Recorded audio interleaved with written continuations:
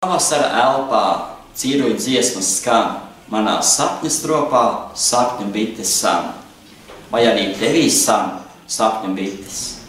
Mani jau ir sākuši sanēt, viņas no pagājušā gada pavasara. Labdien, mīļie draugi! Ir iestājies pavasars. Fantastiskākais laiks, kāds vien var būt. Pavasars.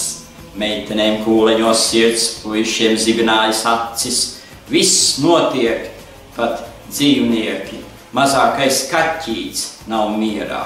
Pavasara runču dejas, runču auru laiki. Vai dienī, kas tik nav pavasarī?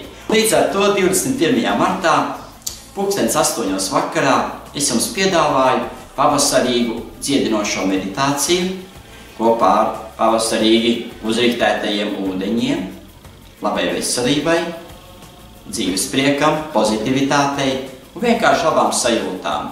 Pie ziedojuma izdarīšanas esiet tik laipni un uzrakstiet lūdzu savu e-pastu, lai uz viņu varētu aizsūtīt pieslēgumu linku programmai.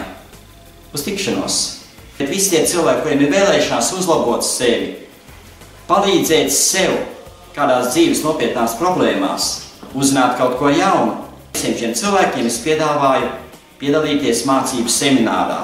Mācību seminārs notiek katru trešdienu 2008. vakarā, un tur gan ir tā, ka tie, kas piedalās tajā mācību seminārā, tiem ceturtdienās ir dāvana 2008. vakarā.